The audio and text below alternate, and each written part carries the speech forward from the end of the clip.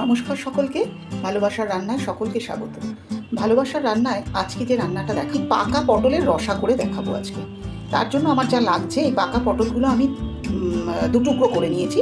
আপনারা মনে করলে এর বীজ ফেলে 4 টুকরো করে নিতে পারেন। আমি বীজ সমেতই করব, বীজগুলো খাওয়ার সময় ফেলে দেবো, কিন্তু আপনারা মনে করলে বীজ ফেলেই রান্না করতে পারেন। এই পটল নিয়েছি, সঙ্গে দুটো মাঝারি সাইজের আলুকে পাতলা পাতলা করে কেটে নিয়েছি। দেখতেই পাচ্ছেন, এই যে খুব বেশি মোটা হয়নি, এরকম পাতলা করে কেটে নিয়েছি। আর নিয়েছি একটা মাঝারি সাইজের পেঁয়াজকে একটু বড় টুকরো করে নিয়েছি, এটা আমি একটু চপ করে নেবো। আর একটা পেঁয়াজকে আমি কুচিয়ে নিয়েছি। আর সামান্য একটু আদা, এই ছোট্ট ছোট্ট টুকরো আদা, এই 3টে টুকরো নিয়েছি। দুটো টমেটো লাগছে, ছোট সাইজের টমেটো। আর লাগছে নুন, হলুদ, শুকনো লঙ্কা, ধনে জিরের গুঁড়ো, আর ফোড়নে দেবো জিরে, আর একটু লাগবে গরম মশলা। আর অ্যাজ ইউজুয়াল হলুদ দিলে আমি একটু গোলমরিচের গুঁড়ো দিই, তাই গোলমরিচ দেবো। আর লাগছে সর্ষের তেল। এই রান্নাটা সর্ষের তেলেই ভালো যায়। তো যারা সর্ষের তেল খান না, তারা যে তেল খান সেই তেলেই করবেন। আর এই রান্নায় আমি শেষে দুটো কাঁচা লঙ্কা দিয়ে রাখবো, ঝাল বেশি খেলে মেখে খাওয়ার জন্য। চলুন রান্নাটা শুরু করি। রান্নাটা শুরু করার জন্য প্রথমেই এই পটলটাকে আমি আগে একটু নুন হলুদ মাখিয়ে নেব। রান্নাটা শুরু করি। পটলে নুন হলুদ মাখিয়ে রেখেছি, আর এখানে বড় 2 চামচ তেল দিয়ে পেঁয়াজটা ভাজতে দিয়েছি। আগে পেঁয়াজটা ভেজে নিয়ে তারপরে ফিরে আসছি। পেঁয়াজটায় আমি নুন দেবো না, মাঝারি আঁচে পেঁয়াজটাকে ভালো করে ভেজে নিয়ে ফিরে আসছি। পেঁয়াজটা ভেজে তুলে নিয়েছি, এবার এই তেলের মধ্যে পটলগুলো ভেজে নেব। আর এখানে একটা কথা বলে রাখি, অনেকে সুগারের মানুষ আছেন যারা আলু খান না। যারা আলু খান না তারা আলু দেবেন না, এই আলুটা না দিয়েও হবে, কোনো অসুবিধে নেই। পটলগুলো দিয়ে প্রথমে আমি একটু ঢেকে বাড়িয়ে দেবো, তারপরে মাঝারি আঁচে এটা ভেজে নিয়ে ফিরে আসছি।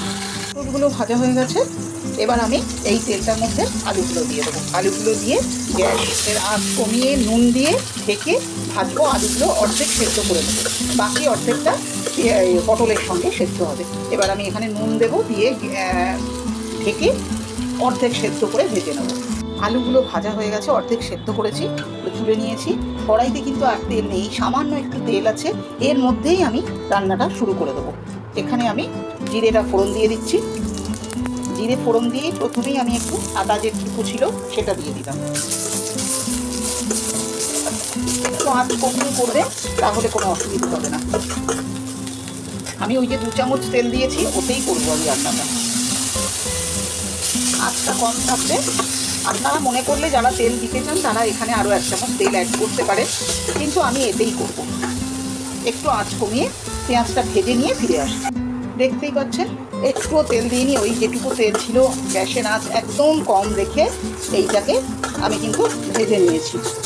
1 চামচ ধনে জিরের গুঁড়ো দিলাম, 1 চামচ লঙ্কার গুঁড়ো দিলাম, 1/2 চামচ হলুদের গুঁড়ো, আর সামান্য একটু ধনে জিরের গুঁড়ো দিলাম। 1 চামচ পুরো ওঠেনি।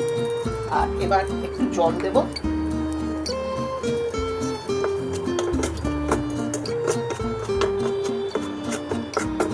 এবার আমি অল্প করে জল দেব।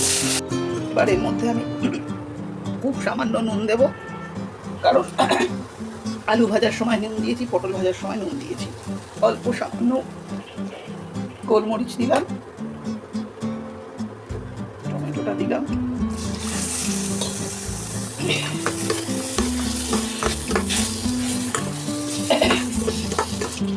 আর একটা টমেটো দিয়ে দেবো, দিয়ে গ্যাস কমিয়ে এটাকে কষাবো।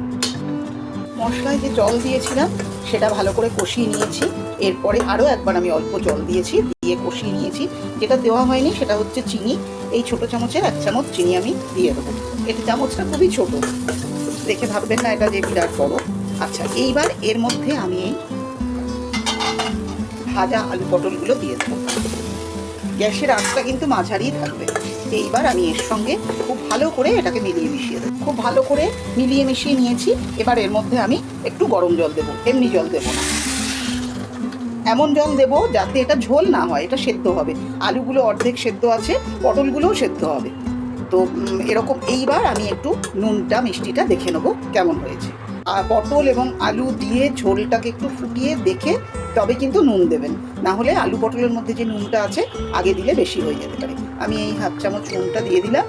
এই রান্নাটা কিন্তু মাখা মাখা হবে, খুব বেশি ঝোল হবে না, তাই এই রান্নায় জলটা বুঝে দেবেন। বেশ কিছুক্ষণ এটা ঢেকে রেখে সেদ্ধ হতে দিয়েছিলাম। সেদ্ধ হয়ে গেছে, দেখে নিচ্ছি একটু। হ্যাঁ, সেদ্ধ হয়ে গেছে। এই দুটো কাঁচা লঙ্কা দিয়ে রেখেছিলাম আপনাদের যেমন বলেছিলাম, যদি কারুর ঝাল খেতে দরকার লাগে। এই রান্নাটা এবার আমি শেষ করব। আপনাদের বলে রাখি, এই রান্নাটা না গোটা পটলেও করতে পারেন। গোটা পটল খুব ভালো করে চিড়ে নিয়ে করবেন, কিন্তু সেই পটলটা কিন্তু কচি হতে হবে। যেহেতু যখনই পটল পেকে যাবে তখন অর্ধেক করে কেটে বা 4 টুকরো করে কেটে একটু ভেজে করবেন, তাহলে ভালো লাগবে। আচ্ছা, এখানে আমি এবার এই 1/2 চামচ গরম মশলা দিয়ে দেবো। এখানে মনে করলে কেউ ধনেপাতা দিতে পারে, কিন্তু আমি গরম মশলা দিচ্ছি বলে ধনেপাতাটা দিতে চাইছি না। এমন নয় কিন্তু দেওয়া যায় না, গরম মশলা দিয়েও আপনি ধনেপাতা দিতে পারেন, এটা আপনার পছন্দ। আর এই পেঁয়াজ ভাজাটা দিয়ে দেবো, দিয়ে ভালো করে মিশিয়ে ঢেকে রেখে দেবো 5 মিনিটের জন্য। রেডি হয়ে গেছে আমাদের আলু পটলের রসা। যেমনটা বলেছিলাম আপনাদের, মনে করলে আপনারা আলু ছাড়াও এটা তৈরি করতে পারেন। এটা ভীষণ সুন্দর স্বাদ, ভাত দিয়ে, রুটি দিয়ে, পরোটা দিয়ে, সব কিছু দিয়ে খেতে পারবেন। এটা আমি একটু কাঁচা পেঁয়াজ দিয়ে গার্নিশ করেছি। আপনাদের যেমন খুশি সেভাবে গার্নিশ করবেন। কেউ যদি মনে করেন এতে ধনেপাতা দেবেন, আগেও বলেছি দিতে পারেন, আমি দিইনি। আমি গরম মশলা দিয়েছি আর ধনেপাতা দিইনি। যাই হোক, আপনারা সকলে এটা তৈরি করবেন। এটা আমার রিকোয়েস্ট, আপনারা করে দেখবেন। খুব কম তেলে, মাত্র 2 কলা তেলে এতটা তরকারি তৈরি হয়েছে। শুধু একটু আঁচটা মাঝারি রাখবেন, তাহলে খুব সুন্দর এর স্বাদ, গন্ধ সব বুঝতে পারবেন।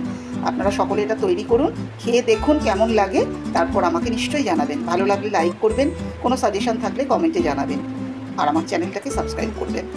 সকলে খুব ভালো থাকুন। নমস্কার।